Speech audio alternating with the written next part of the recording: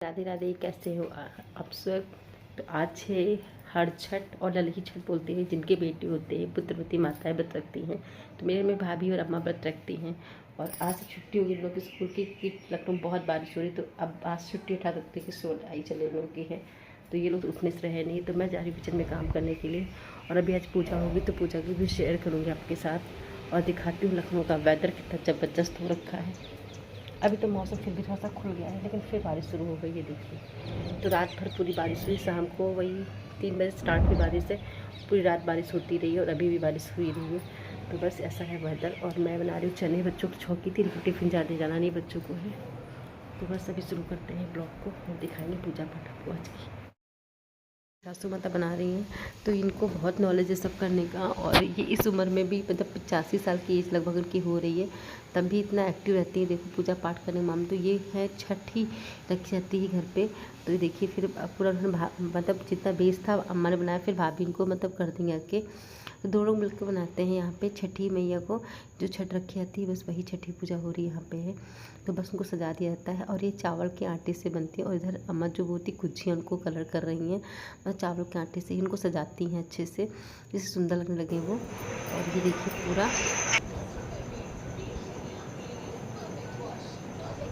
दुनिया सूखी नहीं है।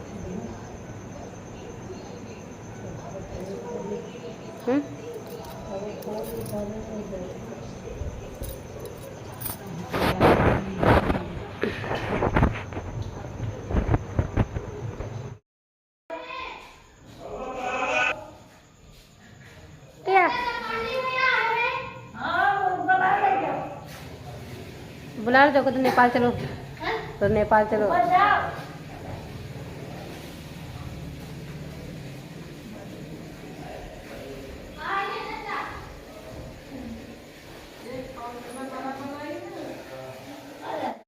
हाँ, फिर भाभी आके वो अपनी गुच्छी भर रही थी।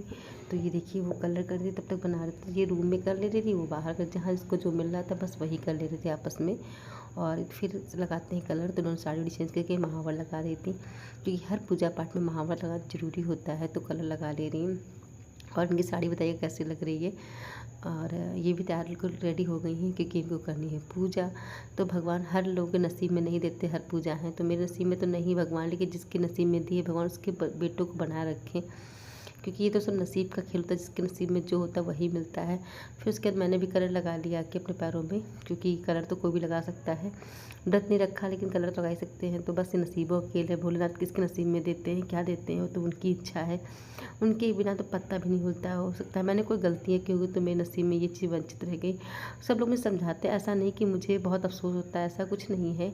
या मेरी बेटियां मुझे प्यारी नहीं, मैं अपनी बेटियों को बहुत गर्व करती हूँ। मेरी बेटियां दोनों मेरी आंखें हैं, लेकिन कभी कभी किसी किसी मौके पे लगता है, ये आप समझ सकते हैं कि औरत को मतलब क्या बताएं, वो कुछ चीज़ें होती जो हम बयान नहीं कर सकते। बाकी चीज़ें तो ऐसा नहीं कि मुझे खुशी नहीं मिलती सबको देख के, और अपने बेटे से खुश नहीं रहती, मैं खुश रहती हूँ।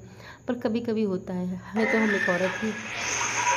तो प्लीज़ इस चीज़ को नेगेटिव मत लीजिएगा, बस मैंने अपने दिल की फीलिंग शेयर की है। तो ये देखिए पूजा शुरू हो गई, तो ये देखिए पूरा कुछ छिड़ लिया है। तो सब में ये 7 नजा होता है, 7 अनाज को भुना होता है, इनको भरते हैं, उसके बाद दही और चावल भरते हैं।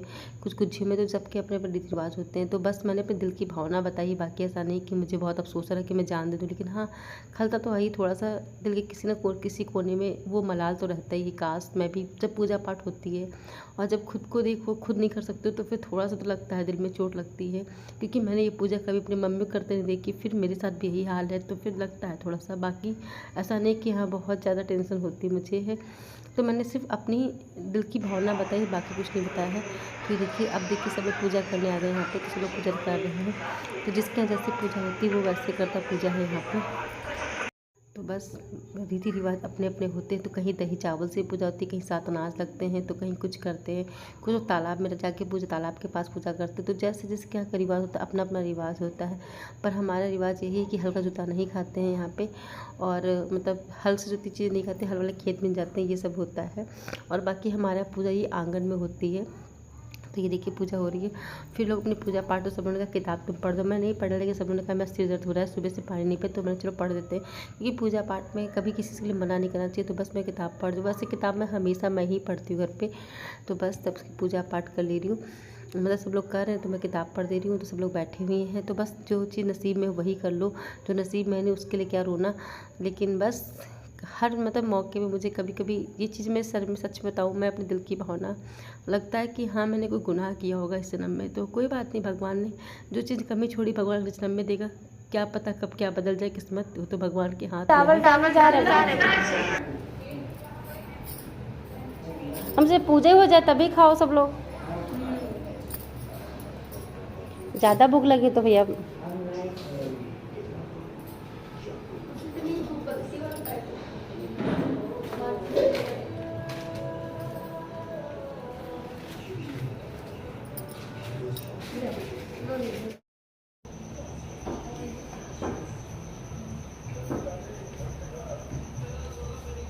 12 बज गया। पूजा करते हैं। हाँ बस तब तक उठेंगे सब लोग।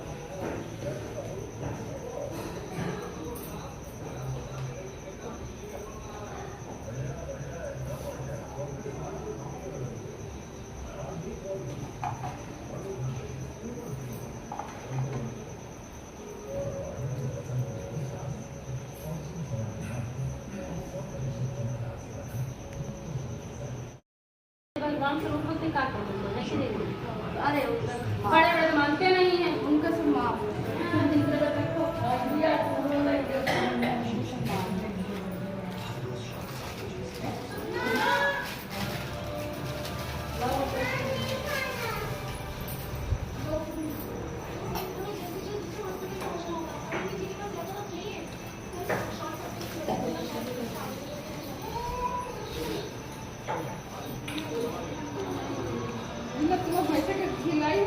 हाँ प्रसाद भी देते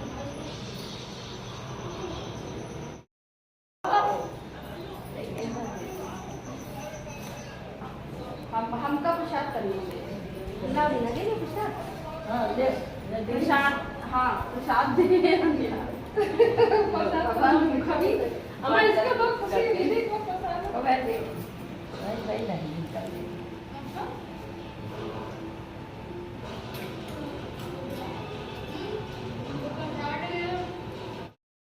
व्रत में अभी खाते हैं लाल चावल और दही।